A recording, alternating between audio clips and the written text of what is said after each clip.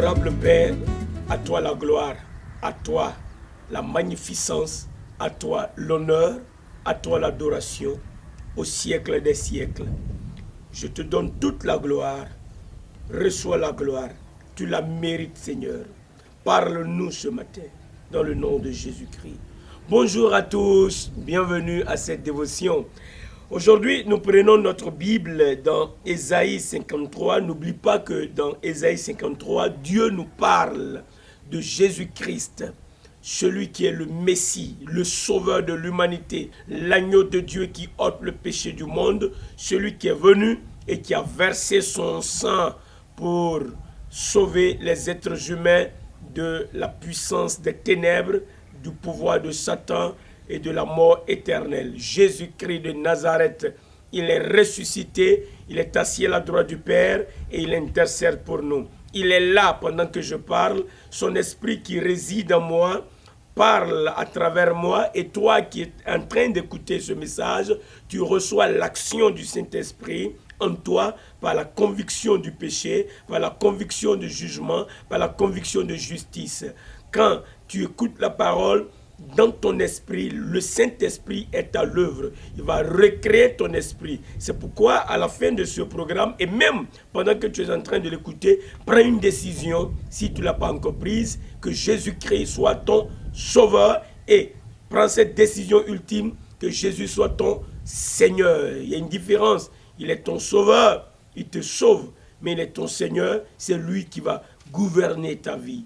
C'est lui qui va t'orienter désormais. Ta vie va lui appartenir. Il devient maître de ta vie. Il est le maître de ma vie. C'est lui qui assure ma sécurité. Il pourvoit mes besoins. Il me donne la sagesse. Il est ma sagesse. Il est ma rédemption. Alors, connaître la vie de Christ et savoir tout ce qui a été écrit. Et c'est impressionnant. Quand je sais que de lui, des prophéties ont été faites, et un grand prophète comme Ésaïe a parlé de Jésus-Christ bien longtemps avant l'avènement de Christ. Et quand je lis encore que Christ est venu et que ce qui avait été prophétisé s'est accompli, cela augmente ma foi. Cela me montre que la Bible est digne de confiance, digne d'être crue. Alors, Ésaïe 53, le chapitre 53, le verset 2, nous lisons « Il s'est élevé devant lui comme une faible plante, comme un rejeton qui sort d'une terre desséchée. Il n'avait ni beauté, ni éclat pour attirer nos regards, et son aspect n'avait rien pour nous plaire. » Il s'agit bien de Christ. Le prophète Ésaïe parle de Christ. Je voudrais te dire ceci.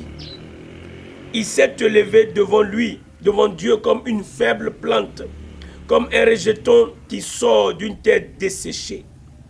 Alors, lorsque nous lisons ceci, nous comprenons l'humilité de Christ. Nous comprenons également la puissance de Dieu révélée. Parce que imagine-toi, une faible plante, c'est-à-dire une plante qui n'a pas de force, à laquelle il n'y a pas d'espoir, une faible plante.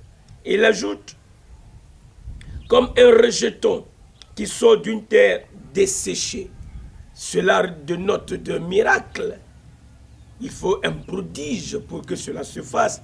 Une terre desséchée, le rejeton sort normalement d'une terre qui est humide, d'une terre qui est fertile. La terre desséchée n'est pas fertile. La terre desséchée manque l'élément important pour qu'une plante puisse produire, pour qu'un rejeton puisse sortir, surgir de là.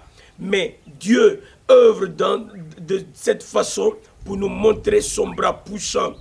Que lui, il est le créateur. À partir de rien, il crée. Donc quand nous comprenons ces choses, nous pouvons placer notre confiance en l'Éternel, nous pouvons sortir du désespoir, nous pouvons déclarer, si l'Éternel est avec moi, qui sera contre moi? Si lui, il peut faire surgir d'une terre desséchée un rejeton, il peut à partir de rien bâtir ma vie. Il peut me redonner l'espoir. Il peut me donner la paix. Il peut me donner la guérison dont j'ai besoin. Et je m'en vais te dire ceci. Pendant que nous méditons Ésaïe 53, si tu étais souffrant, si tu avais une maladie, attends-toi à la guérison. Car ce chapitre parle de celui par les maîtres sûrs de qui nous sommes guéris. Il parle de Jésus-Christ.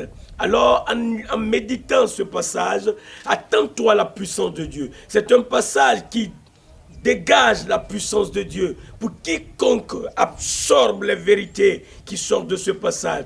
Jésus-Christ, il s'est levé comme une faible plante, un rejeton, comme un rejeton qui sort d'une terre desséchée.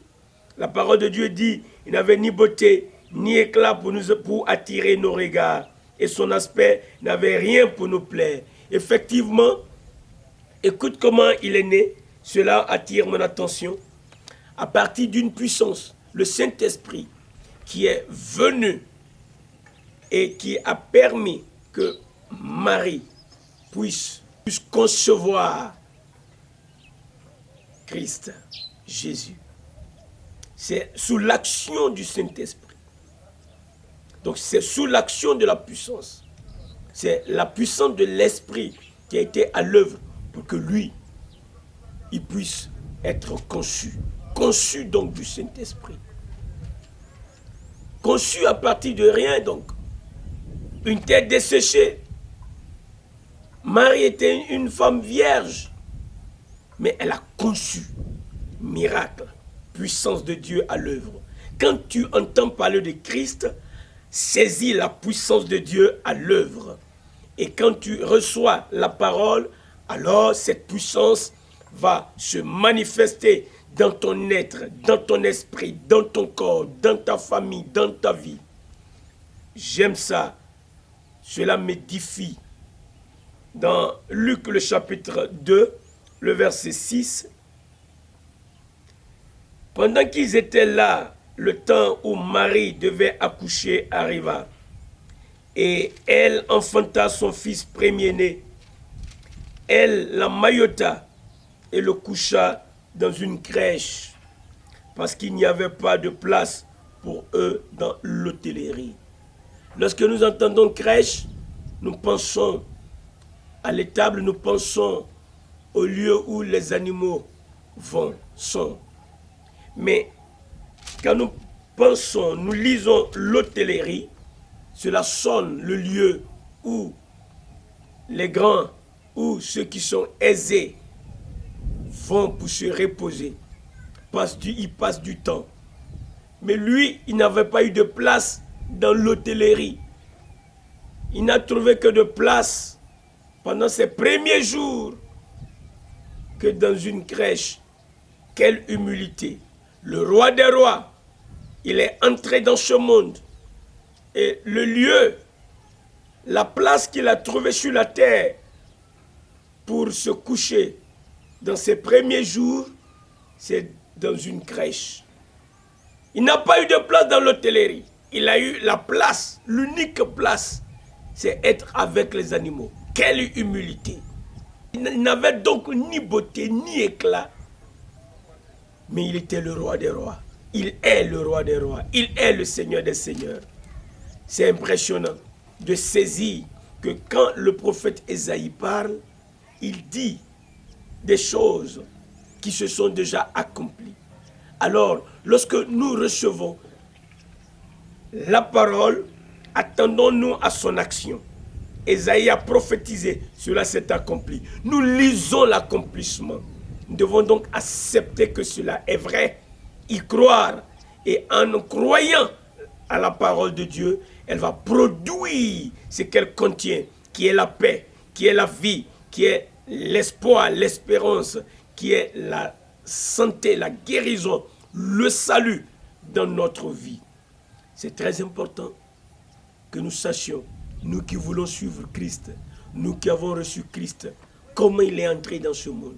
Il n'est pas entré avec la grande pompe, il n'est pas entré en fanfare, il est entré de façon humble. La plus humble. Il est entré de la façon la plus humble possible, emmailloté et couché dans une crèche, conçu dans la puissance, conçu dans l'impossibilité, miracle conçu du Saint-Esprit. Mais il a commencé, lui, le roi des rois, par dormir parmi les animaux, dans une crèche. Dans une crèche. Les hauts lieux, l'hôtellerie n'avait pas eu de place pour lui réserver. Et ça, ce n'est pas le hasard, c'est la volonté parfaite de Dieu. Il est venu, non pas pour être servi, mais pour servir. Il est venu pour prendre le corps, la forme d'un serviteur. Et il a commencé de façon humble afin qu'il soit élevé. Et quand il est ressuscité, il a dit maintenant tout pouvoir m'est donné dans les cieux et sur la terre. C'est très important de saisir que nous avons le Seigneur avec nous. Et lui, il est entré de façon humble. Nous devons apprendre à marcher dans l'humilité. Et nous devons attendre la puissance de Dieu, donner libre cours, champ libre à l'Esprit de Dieu, qui est la puissance de Dieu en action, qui nous pousse à être des ouvriers qualifiés, équipés. Laissez le Saint-Esprit manifester, glorifier Christ en nous et à travers nous. Nous allons prier le Seigneur. Notre Père, merci de nous parler ce matin de comment la puissante main de Dieu a été à l'œuvre pour la conception de Christ.